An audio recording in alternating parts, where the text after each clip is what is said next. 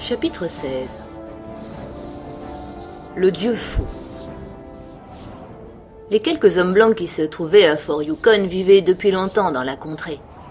Avec orgueil, ils se dénommaient eux-mêmes les Sourdauf ou pâtes aigres parce qu'ils préparaient sans levure un pain légèrement acidulé. Ils ne professaient que du dédain pour les autres hommes blancs qu'amenaient les vapeurs et qu'ils désignaient sous le nom de Chechakos parce que ceux-ci faisaient, au contraire, lever leur pain pour le cuire.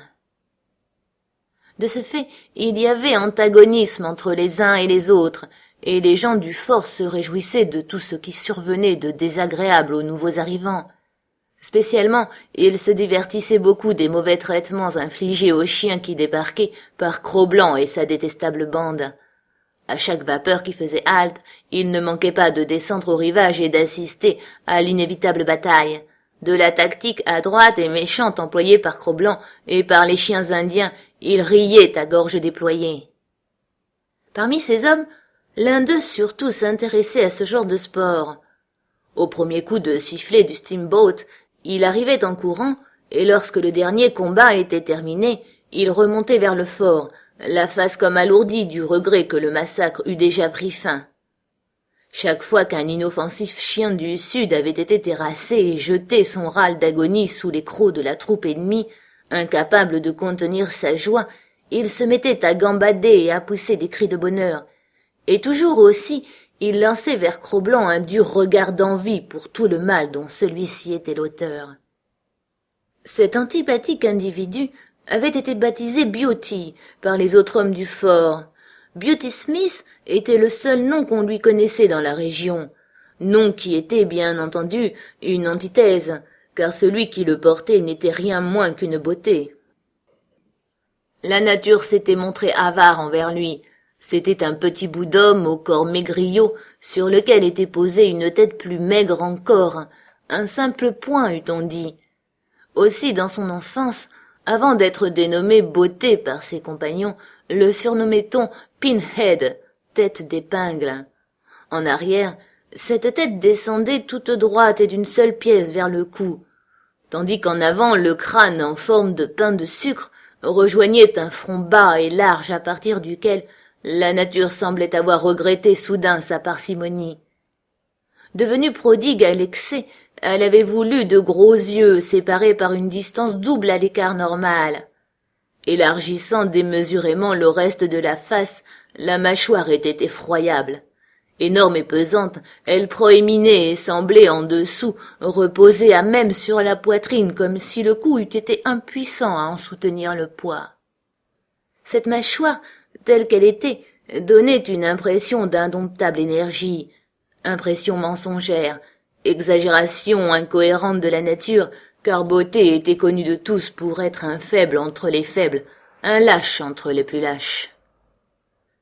Nous achèverons de le décrire en disant que ses dents étaient longues et jaunes, et que les deux canines, plus longues encore que leurs sœurs, dépassaient comme des crocs de ses lèvres minces. Ses yeux étaient jaunes comme ses dents et chassieux comme si la nature y eût fait ruisseler toutes les humeurs qu'elle tenait en réserve dans les canaux du visage. Quant à ses cheveux couleur de boue et de poussière jaunâtre, ils poussaient sur sa tête rares et irréguliers, pointant sur le devant de son crâne en touffes et paquets déconcertants.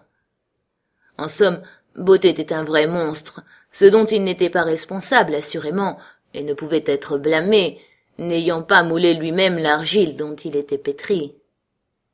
Dans le fort, il faisait la cuisine pour les autres hommes, lavait la vaisselle et était chargé de tous les gros travaux. On ne le méprisait pas, on le tolérait par humanité et parce qu'il était utile. On en avait peur aussi.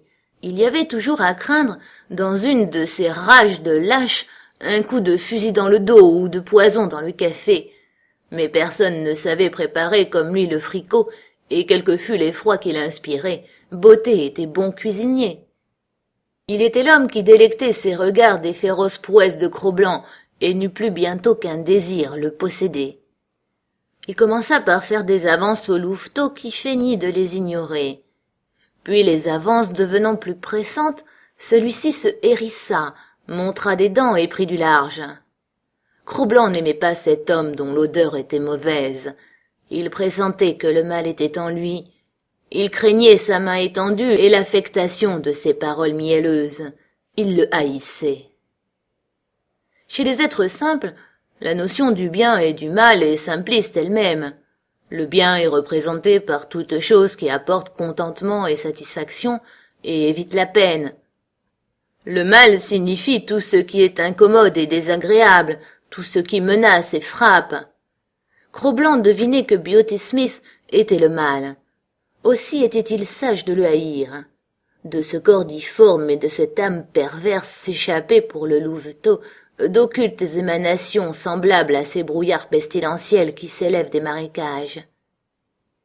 Cro-Blanc se trouvait présente au campement de Castor Gris lorsque, pour la première fois, Beauté fit son apparition.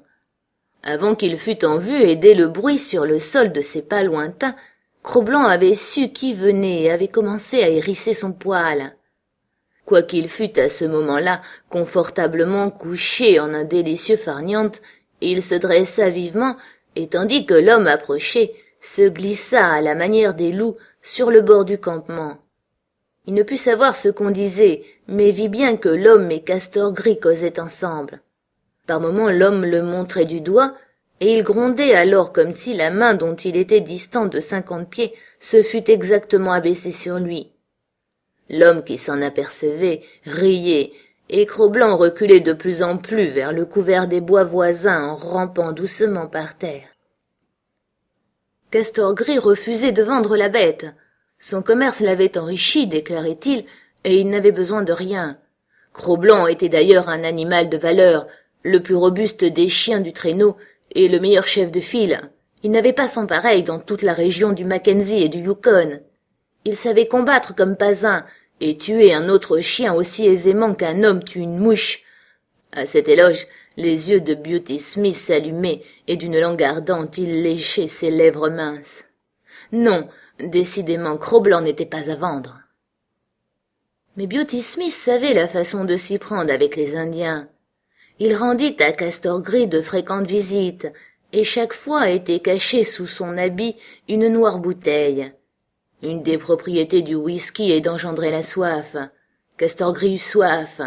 Les muqueuses brûlées de son estomac s'enfiévrèrent, et celui-ci commença à réclamer, avec une exaspération croissante, le liquide corrosif.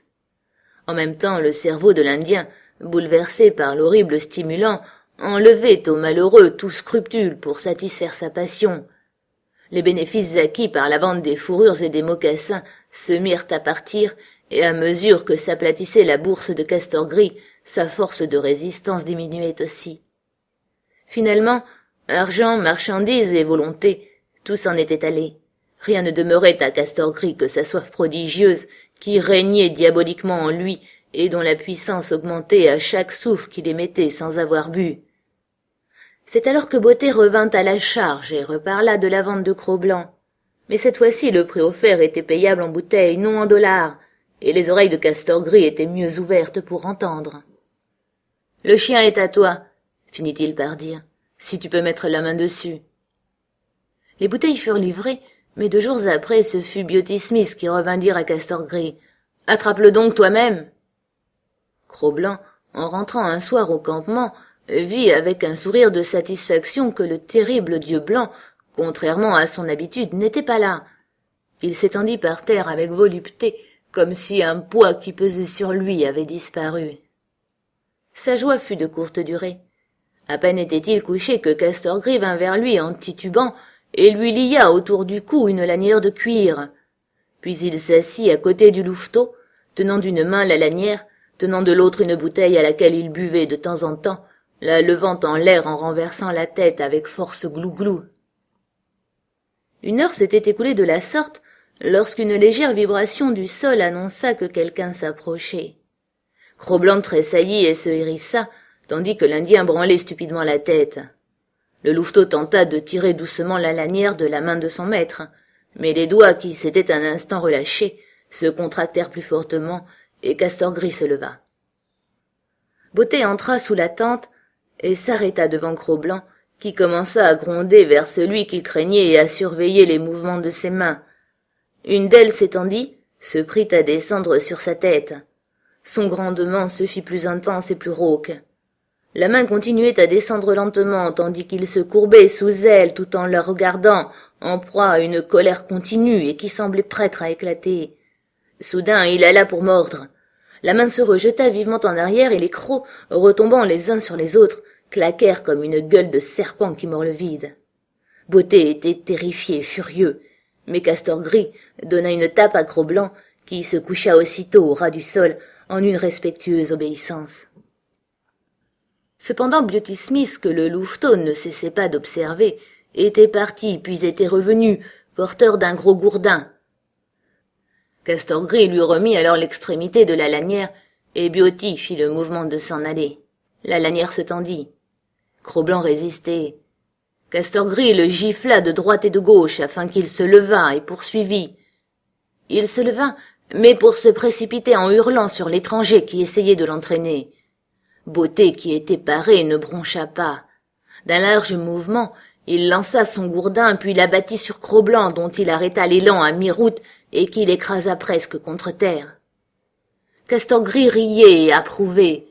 Beauté tira la lanière à nouveau, et Cro-Blanc, tout trébuchant, rampa humblement à ses pieds.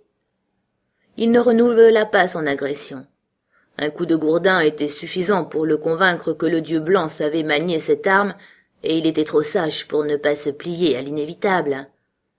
Il suivit donc les talons de Beauty Smith, lugubre, sa queue entre les jambes, mais en grondant toujours sourdement. Beauty Smith le surveillait prudemment du coin de l'œil et tenait prêt son gourdin. Quand ils furent arrivés au fort, Beauté, l'ayant solidement attaché, s'en alla coucher.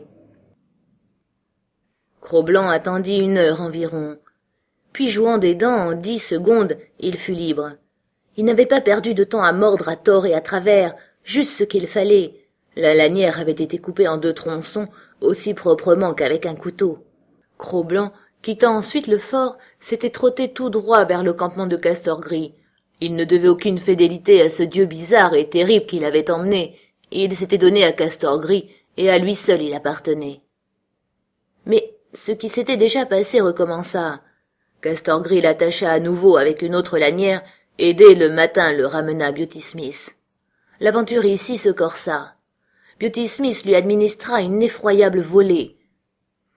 Lié fortement, Cro-Blanc ne pouvait que s'abandonner à sa rage intérieure et subir le châtiment qui lui était dévolu.